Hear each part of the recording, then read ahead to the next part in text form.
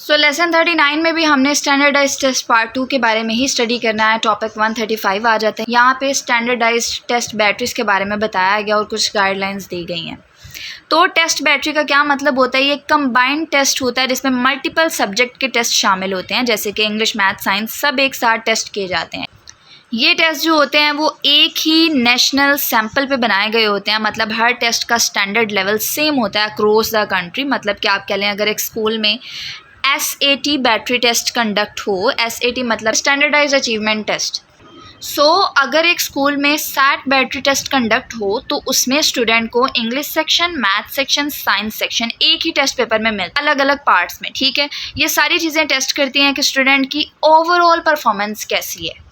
ठीक है, और ये जो टेस्ट होते हैं वो बताते हैं कि बच्चों का ओवरऑल परफॉर्मेंस प्रोग्राम में कैसा है, बेसिक स्किल जैसे कि रीडिंग, राइटिंग, मैथ किस लेवल की है। ठीक है, इस वजह से ये टेस्ट लिए जाते हैं। गाइडलाइंस क्या है कि टेस्ट बैटरी जो है वो स्कूल के ऑब्जेक्टिव्स के मुताबिक होनी चाहिए और हर स्किल को मेजर करने के लिए इनफ क्वेश्चंस उसमें होने चाहिए। ठीक है, टॉपिक 136 हमारे पास आ जाता है। यहाँ पे SAT इन स्पेसिफिक एरिया आ जाता है, रीडिंग टेस्ट आ जाता है। SAT क्या था वो मैंने आपको बताया, standardise achievement test. SAT in specific area का मतलब क्या है? सब्जेक्ट वाइज सेपरेट टेस्ट, जैसे कि सिर्फ रीडिंग टेस्ट या सिर्फ ग्रामर टेस्ट। ये रीडिंग टेस्ट की अगर हम बात करें तो ये मेजर करेगा वोकैबुलरी समझना वगैरह, रीडिंग स्पीड, कॉम्प्रिहेंशन मतलब कि मीनिंग समझना वगैरह। ठीक है, हर रीडिंग टेस्ट जो होता है वो अलग होता है, इसलिए टीचर्स को वो टेस्ट लेना चाहिए जो कोर्स और ऑब्जेक्टिव जो है उनसे मैच करता हो। ठीक है, और अगर हम SAT की बात करें, अगेन उसको मैं रिपीट करती हूँ कि SAT एक स्टैंडर्डाइज टेस्ट होता है जो चेक करता है कि स्टूडेंट ने कितना अचीव किया है अपने सब्जेक्ट में नेशनल लेवल पे। ठीक है, ये इंपॉर्टेंट डेफिनेशन है, आपने याद करनी है SAT से रिलेटेड, और जो चीज़ें उसके बारे में बताई गई हैं वो आपने याद करनी है। SAT इन स्पेसिफिक एरिया क्या होता है वो भी मैंने आपको बता दिया है कि इसका मतलब होता है सब्जेक्ट वाइज सेपरेट टेस्ट, जैसे कि सिर्फ रीडिंग टेस्ट या सिर्फ ग्रामर टेस्ट। ठीक है,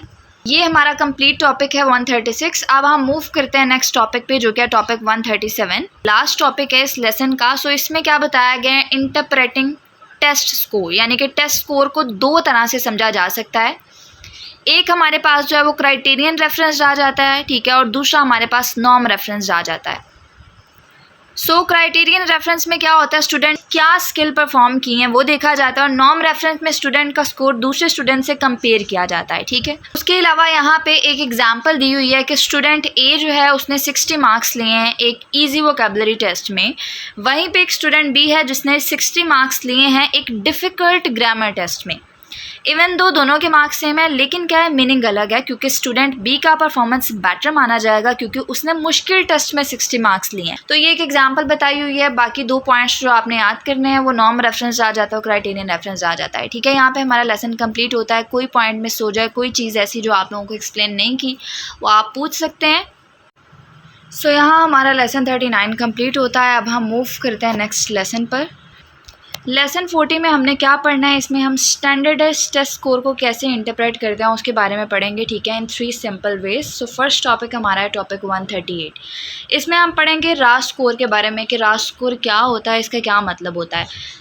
रास्ट स्कोर का मतलब होता है कि टेस्ट में आपने जितने करेक्ट आंसर्स दिए हैं ना उनका टोटल नंबर। फॉर एग्जाम्पल कि अगर किसी स्टूडेंट ने 35 सही आंसर्स दिए हैं तो उसका रास्ट स्कोर क्या होगा? 35 होगा।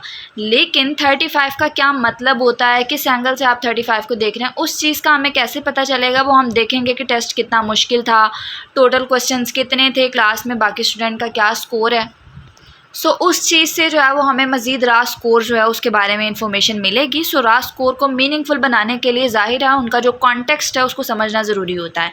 बट जो मेन डेफिनेशन है वो आपने ये चीज़ याद रखनी है कि रास्ट स्कोर जो होता है वो न्यूमेरिकल समरी होती है ऑफ स्टूडेंट टेस्ट परफॉर्मेंस। ठीक है, ये हमारा फर्स्ट टॉपिक है। अब हम मूव करते हैं नेक्स्ट टॉपिक पर, जो कि है 139 क्राइटेरियन रेफरेंस्ड इंटरप्रिटेशन। इस टाइप में हम देखते हैं कि स्टूडेंट ने कितना काम अचीव किया है लर्निंग टास्क के हिसाब से, मतलब कि स्टूडेंट ने क्या सीखना था, लर्निंग गोल, और उसमें से उसने कितना अचीव किया है। फॉर एग्जांपल अगर टेस्ट जो है वो 10 ग्रामर रूल्स पे बना हो और स्टूडेंट ने 8 जो है वो ठीक किए हैं तो वो 8 रूल्स अच्छी तरह सीख गया है। ये क्या होगा? ये क्राइटेरियन बेस्ड इंटरप्रिटेशन होगी। इंटरप्रिटेशन का क्या मतलब होता है? लर्निंग गोल या ऑब्जेक्टिव अचीव हुआ है नहीं हुआ, ये सब हमारे पास जो है इंटरप्रिटेशन के ज़ुमरे में आता है। ठीक है, तो क्राइटेरियन रेफरेंस इंटरप्रिटेशन क्या होती है कि स्टूडेंट ने क्या सीखना था और उसमें से उसने जो है वो कितना अचीव कर लिया है। ठीक है। सो ये चीज़ इस वाले टॉपिक में। उसके अलावा टॉपिक 140 की अगर हम बात करें, इसमें कुछ गाइडलाइंस दी हुई हैं for criterion reference interpretation. So guidelines क्या है कि गोल्स या टॉपिक्स जो हैं वो क्लियर और सेम टाइप के हों, हर टॉपिक के लिए काफ़ी क्वेश्चंस हो। अगर इजी क्वेश्चंस होते हैं तो लो स्टूडेंट के लिए कुछ कहना जो है वो मुश्किल हो जाएगा, बिकॉज आप कह लें कि एक तरह से डिफरेंस नहीं पता चलेगा। और सिर्फ MCQs जो हैं वो यूज़ ना करें, क्योंकि वो डीपर अंडरस्टैंडिंग नहीं दिखाते। ठीक है, तो ये कुछ गाइडलाइंस हैं, इनको आप फॉलो करेंगे अगर आप लोग जो है वो क्राइटेरियन रेफरेंस इंटरप्रिटेशन करेंगे। ठीक है। उसके अलावा नेक्स्ट टॉपिक हमारे पास टॉपिक 141 आ जाता है। इसमें हमने नॉन रेफरेंस इंटरप्रिटेशन के बारे में पढ़ना है। सो स्टूडेंट का स्कोर जो है वो दूसरे स्टूडेंट के स्कोर के मुकाबले कैसा है, अबव एवरेज है या बिलो एवरेज है, वो सारी चीज़ें हमारे पास नॉन रेफरेंस इंटरप्रिटेशन में आ जाती हैं। फॉर एग्जांपल, अगर एक स्टूडेंट है जो कि है अली, उसने 75 मार्क्स लिए हैं, तो हम देखेंगे कि क्लास में सबसे ज़्यादा कितने मार्क्स थे, एवरेज कितना था और अली किस पोजीशन पे है।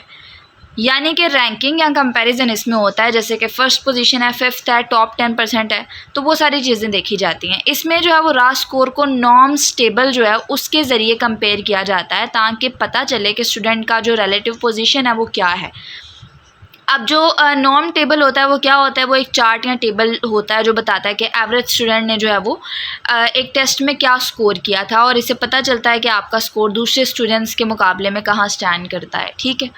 उसके अलावा यहाँ पे ड्राइव्ड स्कोर आ जाता है। सो ड्राइव्ड स्कोर क्या होता है, ये वो होता है जो टेस्ट के असली नंबर यानी कि जो राह स्कोर है उसको स्टैंडर्ड फॉर्म में बदल कर दिया जाता है। जैसे कि आप कह लें परसेंटाइल जो रैंक होता है उसमें, स्टैंडर्ड स्कोर में, या ग्रेड इक्विवेलेंट जो है उसमें। फॉर एग्जांपल से आप लोगों को ज़्यादा अच्छे से पता चलेगा।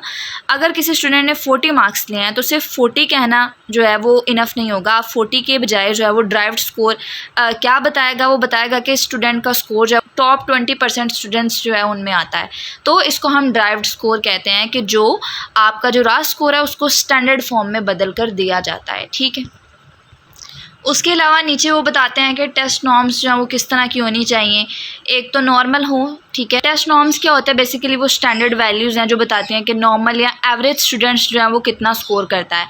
सो टेस्ट नॉर्म जो है वो नॉर्मल होनी चाहिए, रिप्रेजेंटेटिव होनी चाहिए, अप टू डेट होनी चाहिए, मतलब कि पुराना डाटा ना हो, कंपेरेबल हो, दूसरे स्कोर से जो है वो कंपेयर हो सकें, और क्लियरली जो है वो डिस्क्राइब्ड होनी चाहिए। उसके अलावा नीचे वो बताते हैं कि टेस्ट स्कोर जो है उसको कैसे इंटरप्रेट करना चाहिए।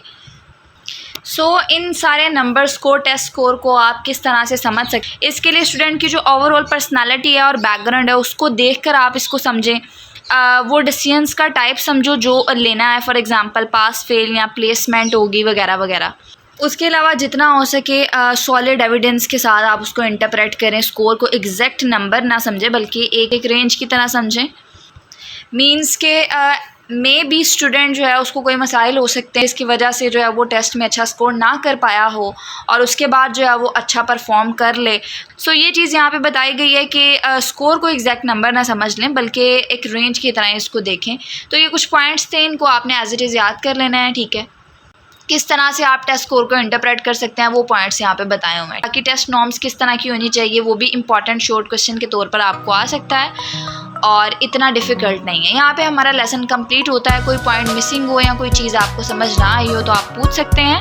अगर लेक्चर अच्छा लगा हो तो काइंडली दुआओं में याद रखिएगा and don't forget to like share and hit the bell icon so you never miss an update. I will see you in the next video. अल्लाह हाफिज़।